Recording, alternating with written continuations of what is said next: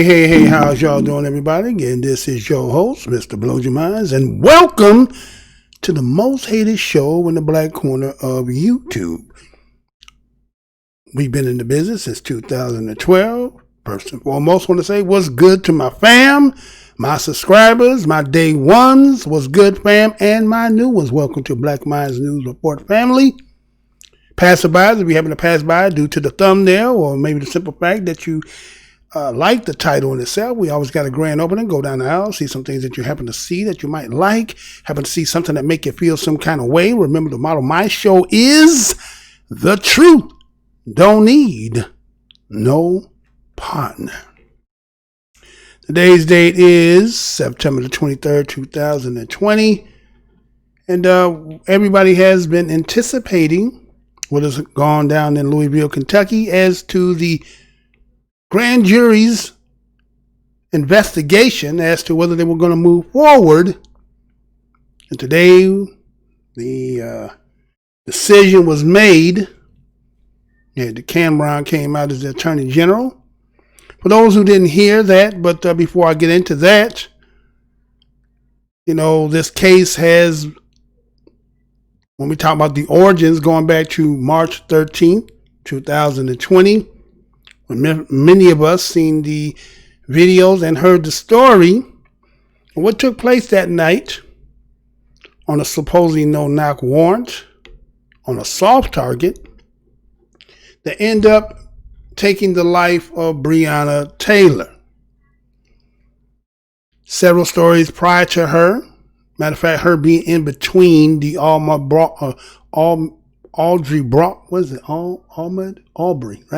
Arbery. Then it was her, and then it was George Floyd, and she got kind of buried underneath between the two. Now has come back in full circle, and then just less than a week ago was the releasing, or actually not even really the releasing, well, it was the releasing of the information, but it was also the fact that they had a trial for the wrongful death of Breonna Taylor, where the family was awarded, as they say, a historic $12 million. And many people who, like myself, who do many of these stories, kind of see the pattern that when they start giving the money before they get to the criminal, we kind of understand and we kind of know where this is going. And so today, being September the 23rd, 2020, let me take you, for those who may not have seen or heard, we're going to do is the press conference that was done. And then I will give you my take afterwards of what was being said. And according to all the articles prior to the stories that I've done. And let's go from there. We ready to do that? Check this out, and we shall be right back. Addiction Division. Federal law enforcement partners are conducting that investigation. Sergeant Mattingly and Detectives COSGROVE and HANKERSON had no known involvement in the preceding investigation or obtainment of the search warrant. They were called into duty as extra personnel to effectuate the service of the search warrant. They only had information conveyed to them during their prior briefing.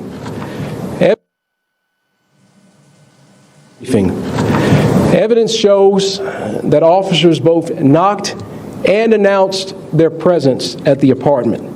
The officers' statements about their announcement are corroborated by an independent witness who was near in a proximity to apartment 4. In other words, the warrant was not served as a no-knock warrant. When officers were unable to get anyone to answer or open the door to apartment 4, the decision was made to breach the door. After breaching the door, Sergeant Mattingly was the first and only officer to enter the residence. Sergeant Mattingly identified two individuals standing beside one another at the end of the hall, a male and a female. In his statement, he says that the male was holding a gun, arms extended, in a shooting stance. Sergeant Mattingly saw the man's gun fire, heard a boom, and immediately knew he was shot as a result of feeling heat in his upper thigh. Kenneth Walker fired the shot that hit Sergeant Mattingly, and there is no evidence to support that Sergeant Mattingly was hit by friendly fire from other officers. Mr. Walker admitted that he fired one shot and was the first to shoot. In addition to all the testimony, the ballistics report shows that the round that struck Sergeant Mattingly was fired from a 9mm handgun. The LMPD officers fired .40 caliber handguns. Sergeant Mattingly returned fire down the hallway. Mattingly fired 6 shots. Almost simultaneously, Detective COSGROVE, also in the doorway, shot 16 times. This all took place in a matter of seconds. In total, 6 bullets struck Ms.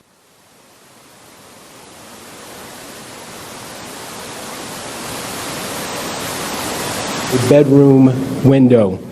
Some bullets traveled through apartment 4 and into apartment 3 before some exited that apartment. At the time, 3 residents of apartment 3 were at home, including a male, a pregnant female, and a child. There is no conclusive evidence that any bullets fired from Detective Hankerson's weapon struck Ms. Taylor. The KSP ballistics analysis did not identify which of the 3 officers fired the fatal shot. After receiving that information, I asked the FBI crime lab to conduct its own analysis to see if they reached the same results. The FBI ballistics analysis concluded the fatal shot was fired by Detective COSGROVE. Our office looked at both reports to determine if there were major differences in the procedures used by each lab that would have led the FBI to identify who fired the fatal shot. Both law enforcement agencies use similar equipment and analysis, and each lab is highly respected for their work. There was nothing our investigators could point to, nor anything provided by the respective agencies, that directly explains why one lab made the call while another did not. I think it is worth repeating again that our investigation found that Mattingly and COSGROVE were justified in their use of force after having been fired upon by Kenneth Walker. Second, the KSP and FBI ballistics analysis reached different conclusions, creating a reasonable doubt in the evidence about who fired the fatal shot. I certainly understand the public's desire for answers, and many have questioned the length of the investigation. Simply put, we had to try every means necessary to determine who fired the fatal shot before the investigation could be completed. With a thorough and complete knowledge of all evidence collected in this case, lawyers with our Office of Special Prosecutions presented the findings of our independent investigation before a grand jury comprised of Jefferson County residents beginning on Monday and concluding today. In Fletcher v. Graham, the Kentucky Supreme Court said that the grand jury has competing but balanced functions. On the one hand, its purpose is to investigate allegations of criminal conduct and determine if there is probable cause to believe that a crime has been committed. On the other, the grand jury serves to protect the public against unfounded criminal prosecutions where probable cause is lacking. The grand jury is unique in our criminal justice system because it operates independent of the court and the prosecutor. The hallmark of the grand jury is its independence from outside influence. This independence is necessary to ensure that justice is done both for the victims and for the accused. After hearing the evidence from our team, the grand jury voted to independence from outside influence. This independence is necessary to ensure that justice is done both for the victims and for the accused. After hearing the evidence from our team of prosecutors, the grand jury voted to return an indictment against Detective Hankerson for 3 counts of wanton endangerment for wantonly placing the 3 individuals in apartment 3 in danger of serious physical injury or death. The charge of wanton endangerment in the first degree is a Class D felony, and if found guilty, the accused can serve up to 5 years for each count. Kentucky law states that a person is guilty of wanton endangerment in the first degree when, under circumstances manifesting extreme indifference to the value of human life, he wantonly engages in conduct which creates a substantial danger of death or serious physical injury to another person. My office is prepared to prove these charges at trial. However, it's important to note that he is presumed innocent until proven guilty. During the last 6 months, we've all heard mention of possible charges that could be brought in this case. It's important to understand that all of the charges that have been mentioned have specific meanings and ramifications. Criminal homicide encompasses the taking of a life by another. While there are 6 possible homicide charges under Kentucky law, these charges are not applicable to the facts before us because our investigation showed, and the grand jury agreed, that Mattingly and COSGROVE were justified in the return of deadly fire after having been fired upon by Kenneth Walker. Let me state that again. According to Kentucky law, the use of force by Mattingly and COSGROVE was justified to protect themselves. This justification bars us from pursuing criminal charges in Miss Breonna Taylor's death. The truth is now before us. The facts have been examined, and a grand jury comprised of our peers and fellow citizens has made a decision. Justice is not often easy. It does not fit the mold of public opinion, and it does not conform to shifting standards. It answers only to the facts and to the law. With this in mind, we must now ask ourselves, where do we go from here? Will we continue to prosecute the charges brought in this case as it now proceeds through the justice system and moves to trial? That is our responsibility. And this will be done while the FBI continues its investigation into violations, potential violations of federal law. I know that not everyone will be satisfied with the charges we've reported today. My team set out to investigate the circumstances surrounding Ms. Taylor's death. We did it with a singular goal in mind, pursuing the truth. Kentuckians deserve no less. The city of Louisville deserves no less. Every person has an idea of what they think justice is. My role as special prosecutor in this case is to set aside everything in pursuit of the truth. My job is to present the facts to the grand jury, and the grand jury then applies those facts to the law. If we simply act on emotion or outrage, there is no justice. Mob justice is not justice. Justice sought by violence is not justice. It just becomes revenge. And in our system, criminal justice isn't the quest for revenge. It's the quest for truth, evidence, and facts, and the use of that truth as we fairly apply our laws. Our reaction to the truth today says what kind of society we want to be. Do we really want the truth, or do we want a truth that fits our narrative? Do we want the facts, or are we content to blindly accept our own version of events? We as a community must make this decision. I understand that Miss Breonna Taylor's death has become a part of a national story and conversation. But we must also remember the facts and the collection of evidence in this case are different than cases elsewhere in the country. Each is unique and cannot be compared. There will be celebrities, influencers, and activists who, having never lived in Kentucky, will try to tell us how to feel, suggesting they understand the facts of this case and and that they know our community and the Commonwealth better than we do. But they don't. Let's not give in to their attempts to influence our thinking or capture our emotions. At the end of the day, it is up to us. We live here together. We work here and raise our families here together. I urge those protesting on the streets to remember this. Peaceful protests are your right as an American citizen. Instigating violence and destruction are not.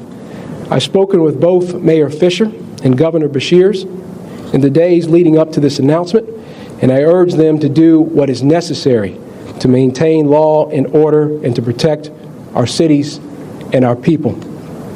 We have a long road ahead, both as we pursue this case through the criminal system and as we address the pain in the Louisville community. I'm committed to being part of the healing process. When tragedy occurs, we must mourn. We must also do everything we can to prevent it from happening again. Today, consistent with that view, I'm announcing that I will create a task force to review the process for securing, reviewing, and executing search warrants in Kentucky. The task force will consist of a variety of stakeholders, including citizens, members from the law enforcement community, representatives from the judiciary, defense attorneys, and elected leaders. I'll be issuing an executive order in the coming days to create this task force. I believe conducting a top-to-bottom review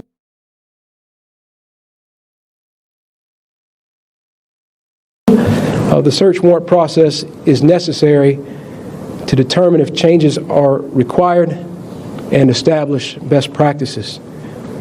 You have my word that I will also vigorously prosecute the criminal charges announced today. I can assure you that my team of prosecutors will continue to give this case their attention and time. We'll also continue to support the good men and women of our law enforcement community who put their lives on the line every day to protect and to serve. And I will fight for those across our state who feel like their voice isn't heard, who feel marginalized, judged, and powerless to bring about change. In a world that is forcing many of us to pick a side, I choose the side of justice. I choose the side of truth. I choose a path that moves the Commonwealth forward and toward healing. You have that choice as well. Let's make it together. Thank you.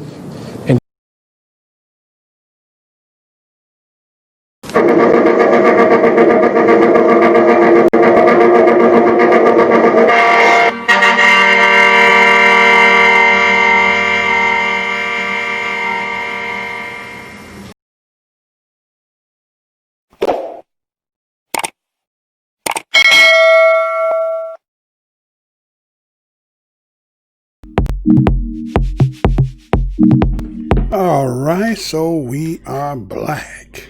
So, Daniel Cameron, or Cameron Daniel, the Attorney General there was a special prosecutor for this case. And you heard the press conference of what their determination was in the investigation. You know, people try to look at the system and try to believe that when they're trying to render justice, that every facet of its tentacles and every access to its resources will determine what we think justice is. Justice for one person may be justice for somebody else. And so many of us who, especially black media, the black corner of the YouTube who do news on the regular, we kind of look at these on, we have our interpretation. We present what has been presented as public information.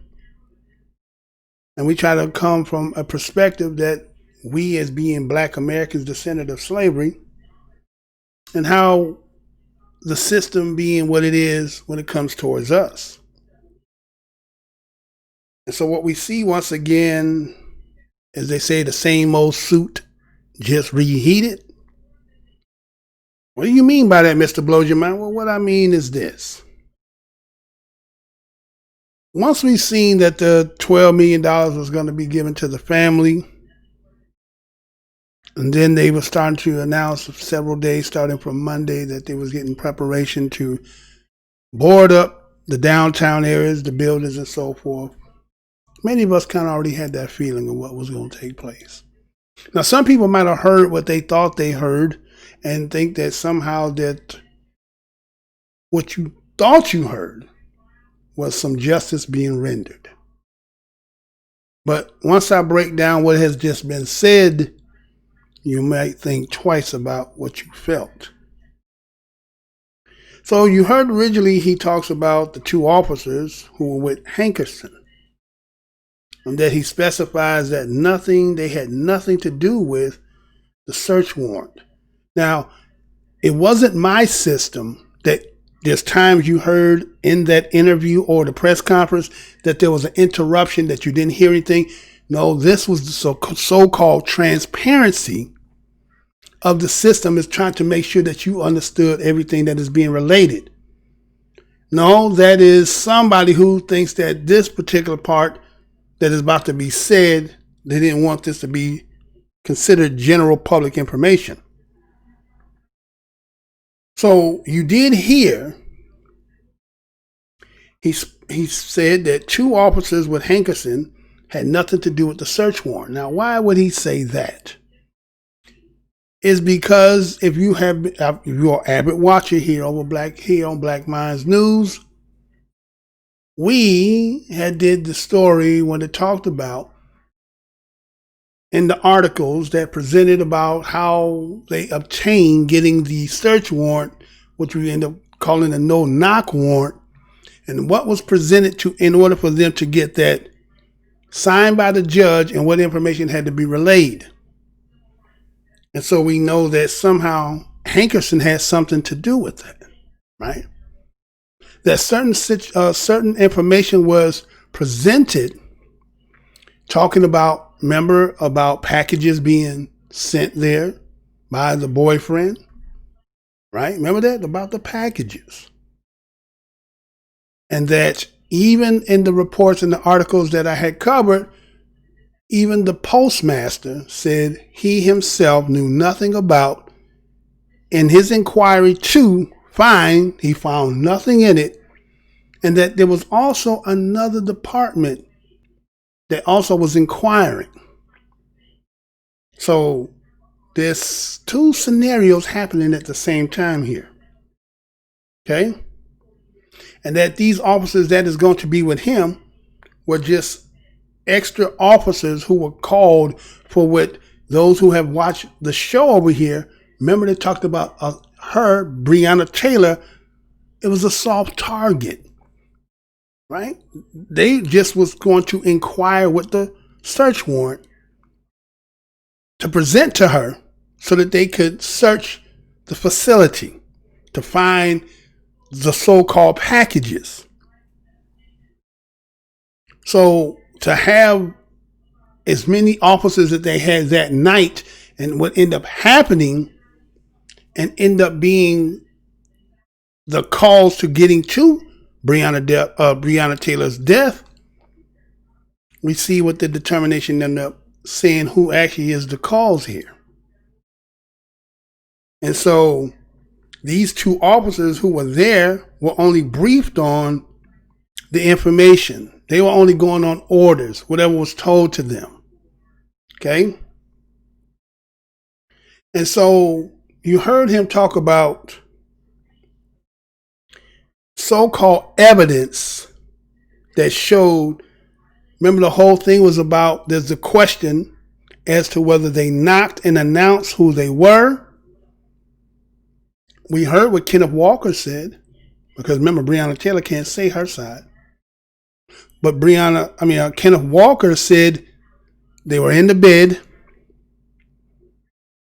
They heard at the door yelling, "Who is it?" But nobody would respond. Then there was the batter ramming the door in, and what's going to take place as I go in more to the story. But here's Kenneth Walker, who is an actual individual who was inside the apartment. He is inside of the apartment. He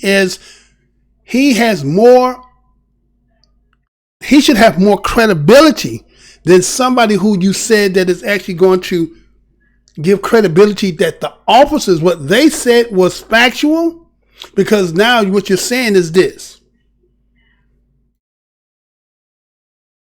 that there was a collaboration by the officers who were all present to be doing the duty that they came that night, that their reports all synchronized together. Are we surprised at that?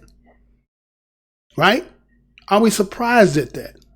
But they said that there was a neighbor who actually is going to validate what they all collaborated and said. Okay? But later on, I'm going to tell you something had been asked that they were not going to present, but it had been told. Remember, this is just one person. So, based on, again, you got Kenneth Walker, who is inside the apartment. Right? Kenneth Walker is inside with Breonna Taylor. On his testimony of the night that it happened. Remember this. The night that it happens, when he has been arrested, brought into the station, questioned and given his testimony, is the same night when everything is taking place. He is recalling exactly, because it's still within the spirit, and everything that took place, he's recalling. It's fresh. Okay?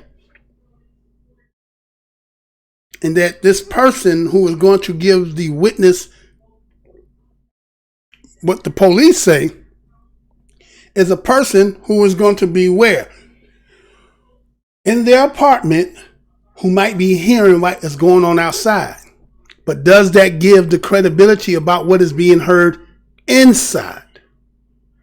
So he's validating them what supposedly they're saying on the outside. Well, what about what is being heard in the inside? And remember, they said that this was a soft target. And the articles that I had read and that I had presented, and again, they suppressed the video so that nobody would have seen it. You would have to go back and check that video. But in that video, when they talk about her being a soft target, and that they didn't feel that she was any threat, Hankerson wasn't even there present when everybody else was there. He came and got informed about what took place because they had already been there. They had been watching and noticed that they were already asleep, and that the bedroom or the TV light was flickering, but never mentioned the fact that there was another individual there with her. So we don't know when they came, but we know they said that they were there present, and the fact that they knew that she was in the bed and that the TV light, and then the TV, I guess, goes off. Then this was the time for them to come. And so the person who is supposed to be making this witness for them to testify or just witness, because remember, this is a grand jury. Everything is secret. We don't get to hear. Remember later on in the I'll tell you what was said, and also later on in that press conference. But the fact is, this is going to give the credibility that they did according to what they stated. Not what Kenneth Walker is saying, the person being inside, the person who was going through the whole ordeal. Not what he's saying, but somebody on the outside is going to validate that, oh yeah, they knocked and they did announce. So, based on the fact that they said there was no answer, no one came to the door, they breached the door. Okay, they came in, knocked in the door. Now remember, that's what Kenneth Walker said too. Kenneth Walker said that they were asleep. The knocking woke them out of their sleep based on the way that they were knocking. They yelling down, hey, who is it? No response. Okay? So now, if they yelling, who is it, from their position, and you know the one thing they're not showing anybody? You know what they're not showing anybody? Now they will show you this. Let me go ahead and let me present some of this for your visual. You go ahead and present that. Okay? We're going to put this as a visual. Okay? Now what they're not going to show you is they're not going to show you the inside of the apartment to give you the visual as to see the position of, as I go on more to this story, because remember what he says in this press conference. Well, once I get there, I'll talk about it. But remember the words that he's going to say. And so they breach the door, come in. Remember, that's what Kenneth Walker said. They bust in, and he fires a shot. Okay? Now, according to what you heard in that press conference, you heard him say emphatically, without a doubt, go back and listen to it again if you don't believe me. Mattingly was the first and only one to go in the door. Let me say that again. Mattingly was the first and only one to go in the door. Now, this is Mattingly. This isn't Hankerson. Okay? Okay? Mattingly is the one that goes into the door.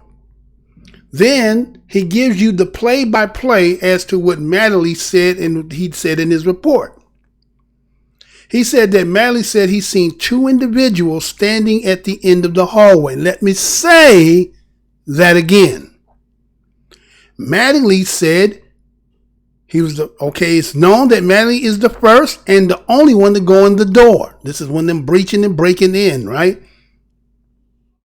According to what he remembers and recollects of that day, and remember that he does not do this the night of the event. He does this 2 weeks after the fact, or even later after the fact, that who gives his testimony? Kenneth Walker. He gave his testimony, and they collaborated after he gave him all his details. Keep that in mind. So now what you got is he saying that he sees two individuals and they are at the end of the hallway. The problem with this is, again, not having the visuals to see the inside of the apartment, to see how far from the door is to where the possibility of where they are. It's only speculative in your mind because you don't know the outlay of the apartment. So you don't know. So you may even think about in your own apartment. You don't have any real visual reference to make that assumption. So all you have is the generalities of just the statement being said. So if a police officer is able to, after coming through the door, and then to see people down the hall. Now, again, we say down, we must mean this distance. It's not within arm reach. It's some distance from me. Correct? We have to assume that because we can't see in the apartment. These are his words according to what we heard in the press conference. And so he goes on and he says that he sees them at the end of the hallway. He says he's able to identify their gender. He knew they were man and female. Let me say that again. Think about this. Ramming the door. You're the only one that gets in.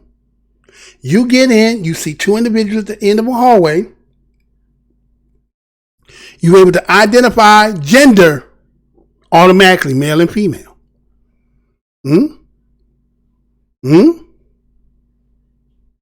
Then he says that he noticed the male had a gun in a firing stance. Think of that. You're able to identify, you breaking in, you see a man and a female, then you see the man in a position, got a gun, and he's in a fire position. This is what his word said. This is what you just heard in the conference. Then what he says after that? He said he saw his gunfire. What do you mean you saw the gunfire? In order for you to see the gunfire, what comes in your mind? Are he talking about the spark from the pin to the bullet?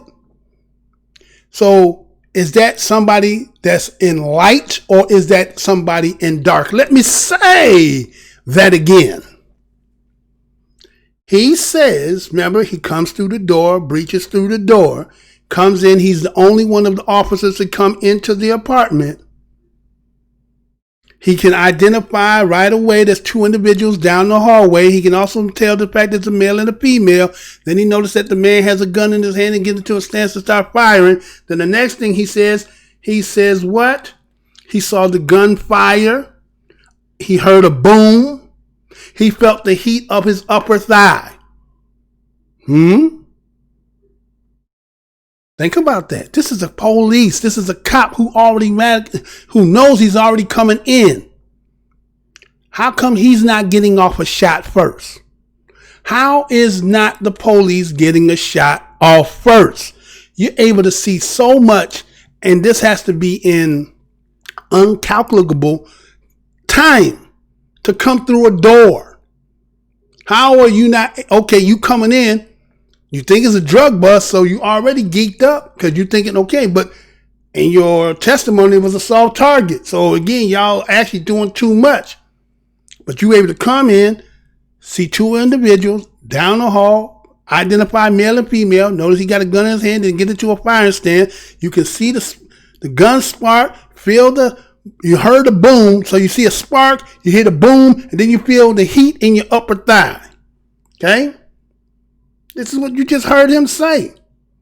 So what they say, Kenneth shot Mattingly. Okay, this is what they say. Kenneth shot him. How do we know that?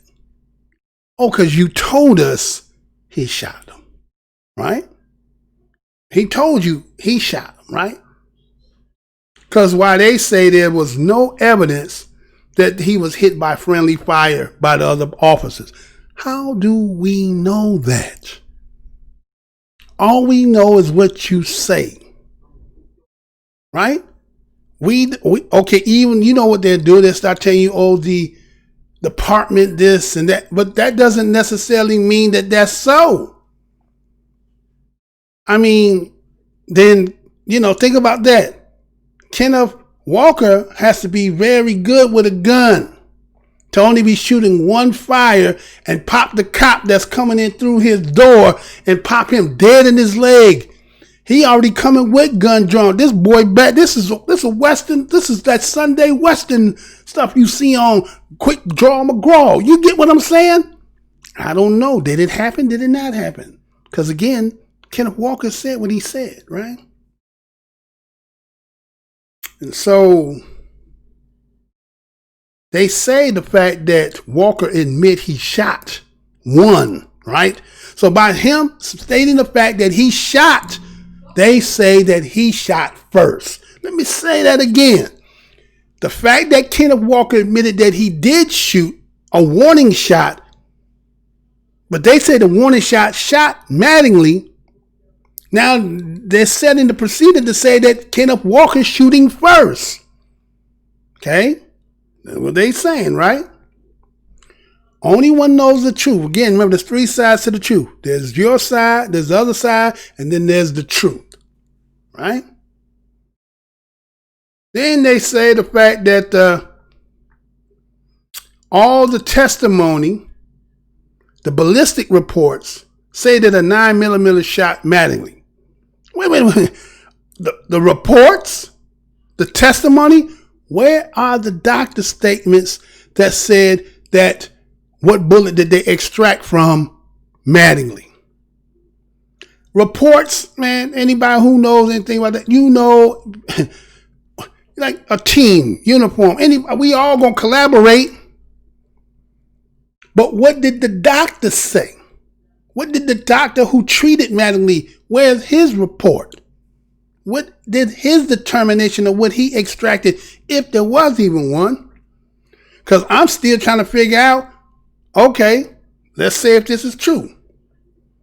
So according to everything that I just told you, remember, breach your door, comes in, recognize, they down the hallway, male and female, sees a man gun in hand. He fires, he sees a spark from the gun, he hears the boom, he feels the heat. Now he returns fire. Now, those who again watch this show over here, you heard him say boom, boom, boom, boom, boom. Right? Boom, boom, boom, boom, boom. Right?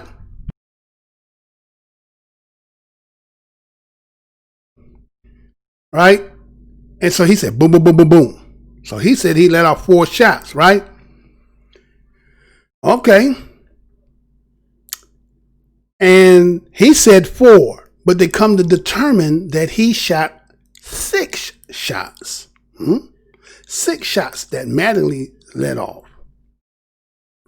So now they say this COSGROVE, the other officer, is now in the doorway. But originally you said that when Mattingly came in, he was the only officer that came in and no one else. Now we're saying that firing shots is being fired, and now we're saying that the other officer is coming in. But as you see on your screen, aren't you seeing that all those placards on there with all those shots being on the outside? Now, I didn't make these. Look at all them shots. Look at that. Look at all them bullet casings that's outside. How are they shooting in? How is COSGROVE, if Mattingly is shot, isn't he trying to get his ass up out of the damn apartment? So y'all coming in gun ho, and he trying to get the hell out. Y'all in the little door. Look at that doorway. Really? But look at all those bullet cases all out on the outside. He's in there. They shoot him from inside as he gets in, and this all is taken in milliseconds. This is happening. Boom, boom, boom, pop, pop, pop, pop. It's going on. Then they just, look at all them, And see, look at that. That's where probably Breonna got shot at. Right? So they said that this COSGROVE now is in the doorway. He shoots 16 times. Now his partner hit. He shoots 16 times. But when you look down on that ground, I see in numbers of 30. 30. And then they said that 6 bullets struck Breonna Taylor. Mattingly shot 6 times.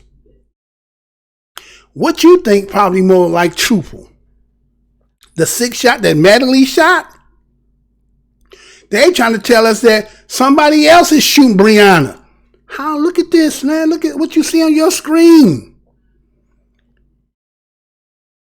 You got 3 dudes and you got a whole other team and most are just out there just shooting. How they all getting in that little door? Look at that little doorway. You're going to end up shooting your man, trying to help him. Get your ass out of there. You understand? But this is what they telling us, right? This is what they telling us. And so also the fact that they're shooting through the bedroom window. They also shooting through the bedroom window. You're seeing 36 case markings, bullet case markings out there. So now they're talking about that bullets travel through the apartment 4 to apartment 3 before exiting the apartment. They shoot through apartments, going through the apartment into another person's apartment. So how's that happening if they all at the door shooting back? That's not happening, y'all. And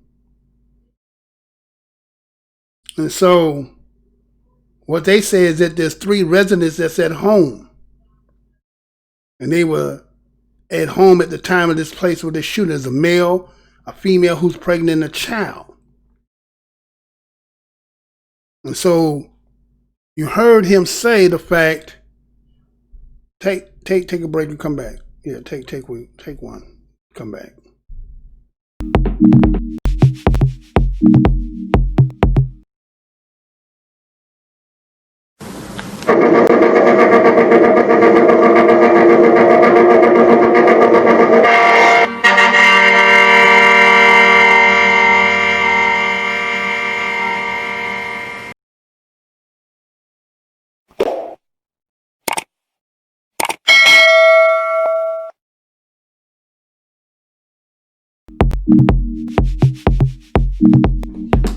All right, we back, right? So again, now they saying that according to the evidence, there was unconclusive that Hankerson struck Breonna, the one they fired saying that was just shooting nilly-willy and wildly, right?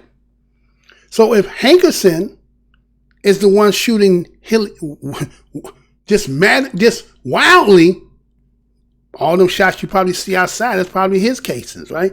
He just letting loose, right? He the one just letting loose because his buddy is in there, can't get in the door. Can't get in. So he just firing. So they have determined that it was conclusive that none of his bullets shot Breonna. So, okay, take him out of the equation. Okay? So they said that the KSP, they didn't identify which other officers fired the fatal shot. Doesn't matter which shot was the fatal shot. Doesn't matter which shot was fatal, as if any other of the bullets made any difference. It's only the one that killed her is the one that determined the fact whether, you get what I'm saying? They're trying to say that, okay, everybody was firing, but we can't determine which one of the bullets that killed her. What? Really? So they go on and said that based on the simple fact that the KSP couldn't determine, they asked the FBI crime lab to go ahead and analyze the evidence too. Right?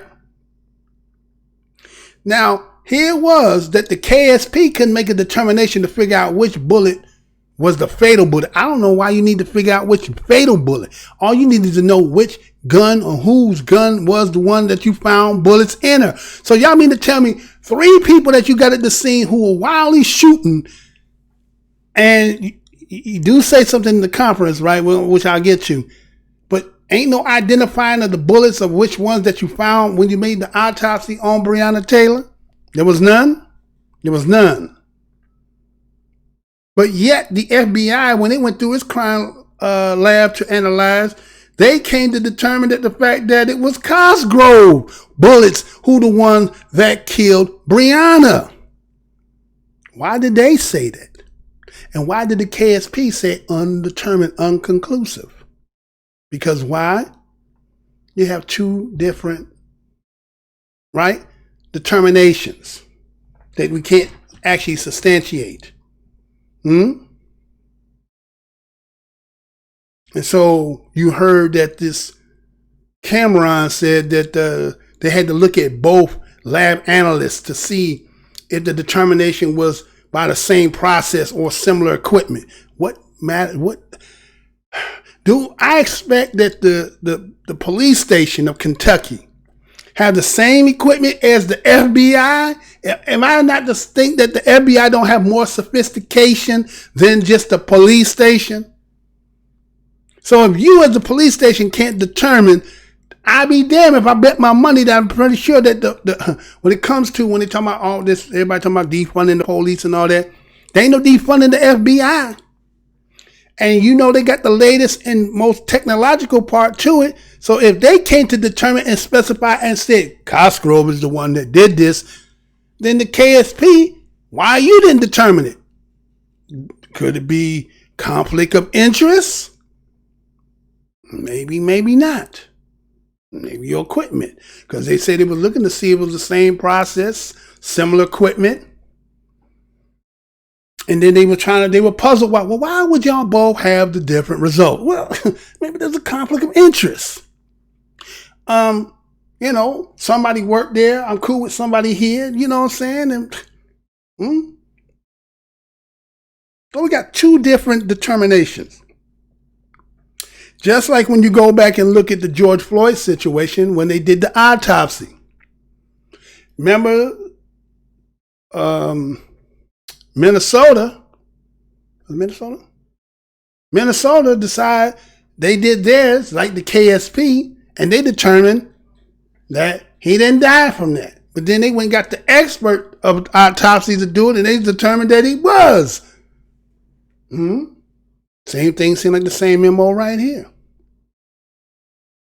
And so, based on the simple fact that you got two different kind of results,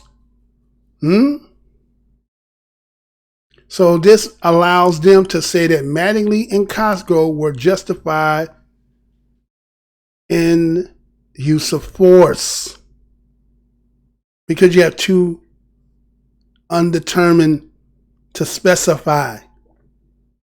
And so the reason they're going to use is the fact that Kenneth Walker fired his gun. Kenneth Walker fired his gun, and based on that, it was because he fired first.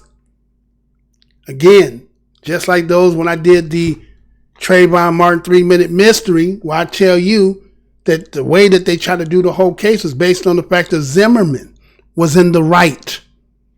He's on his way, as he said, going to Target to do some grocery shopping. See Trayvon, as he say, moseying, just walking around, looking around. Seemed like he lost. But was he lost? Was he minding his own business? Did he have the right to determine the move and what he was doing? Wasn't your assumption wrong? After all that's been said, is it still your assumption was wrong? It was wrong. But the problem is, they took away the fact that Trayvon didn't have any rights to be doing what he was doing. And then somehow you and your assumption about what you thought and what your hunch was totally wrong, and that somebody defended themselves, all of a sudden now you're the victim. Now you're the victim. So here's the same situation here with Kenneth Walker. Kenneth Walker, who's in the bed, somebody banging at the door. He says they yell and ask, nobody respond, boom, somebody come in. What he supposed to do? I heard somebody say, well, somebody coming banging at my door like that, I think it is the police. Wait a minute. If anybody kicking and banging at your door, it's at midnight. Why I don't know who it is. I can't determine that that's police. I'm coming out my bed, out my sleep. You motherfucker talk like that. You understand? So again, they making the fact that he had admitted that he shot, but don't necessarily mean he shot first. He did say that I did a warning shot. The only way that we know that he got hit is because they said so. To say that then Kenneth Walker is a marksman. You understand? That he was able to shoot a cop that could see him and Breonna Taylor, that he got his gun out and he could draw first and still pop the cop. That he's kind of a marksman. That boy kind of cold with a gun. As scared as you heard him on that phone, as scared as what he was talking about, that boy had precision enough to shoot a cop in his leg to put the halt on him. That he don't get hit at all. Breonna catching all the bullets. But again, they saying now that it's because you fired first, that you the one that caused that Breonna's death. So we're trying to put it on you. So he goes on in this press conference and he says the fact that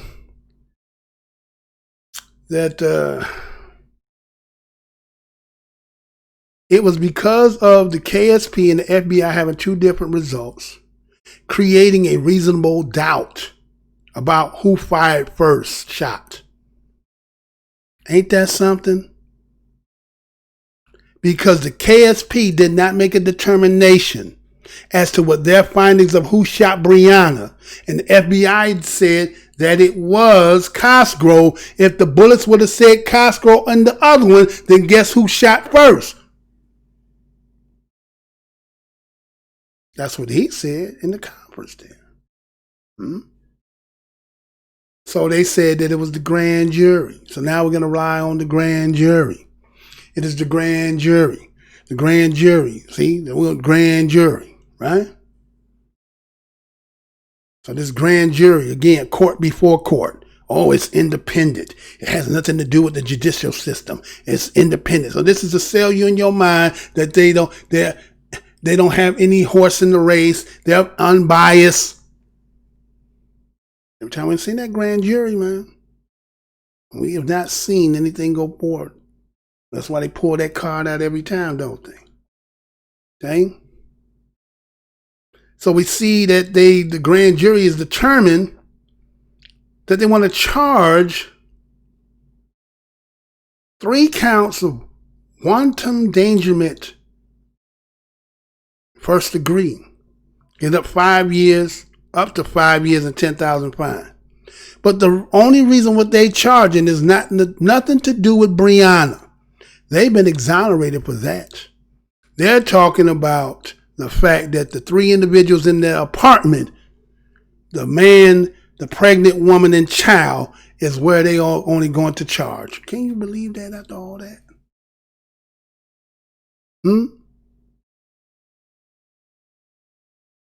Can you believe that? Now, I didn't even play you the fact of what they said in the reporters. The reporters had asked several questions. They asked, 6 shots to Breonna HANKERSON. Only 1 killed her. They try to make the only bullet. There was only 1 that killed her out of the 6. Like I said, 6. But you said that Mattingly shot 6 times, and he's the only one inside. So none of his bullets that he shoots Breonna Taylor, that you went and got somebody who else is outside of the door that you can't even say he in the door. Is that what we want to believe? That they shooting inside like that? 1 shot, pop. Something was pop. And all the shots that you hear now are coming from Mattingly's gun. And so his partners are running and everybody shooting it through the window in the bedroom and everything else. Then you see all the stuff outside. Just bullet markings everywhere. Seeing how, Look at the bullet cases and stuff, all that. All outside. Like the 3 that probably hit Breonna right there. So they're never going to show us what is inside, because I believe he was upstairs. Wasn't down. I think there's an upstairs from there, upstairs where the bedroom is. So the whole thing is about grand jury, grand jury. What was the racial makeup of the grand jury? Oh, well, we can't disclose it because this is private.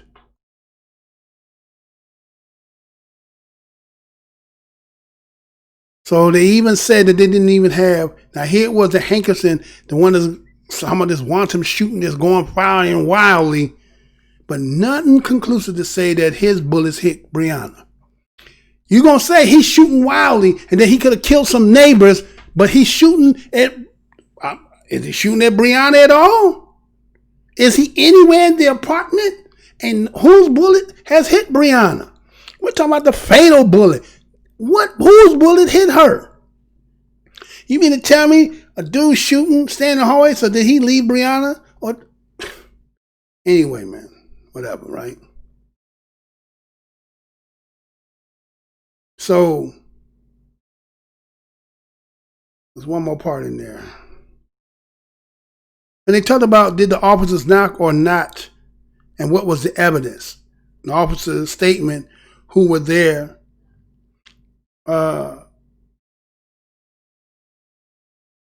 they said they didn't have to use the no-knock warrant, and that a resident who was upstairs is the one. And the reporter said that she went to investigate. Out of 12 of the residents, only 1 out of the 12 said that they heard that. Here it was after midnight, and you asking people who were dead asleep, and this is the justification to say that the no knock was validated because 1 witness out of 12 people heard it. But yet, Kenneth Walker is inside and saying what he's doing from the position he's in. Right? Right? All right, so there it is, y'all. That's what it is. So basically, Breonna Taylor has been killed and charging it to the game. That's what they're saying. $12 million to the family, charge it to the game. We go back to business and we talk about some things that we're going to change and right and all that other stuff. That's what it is, y'all. You tell me what you think, man. Right? Maybe you've seen something, maybe somebody said you didn't see. Get one more break and be out of here.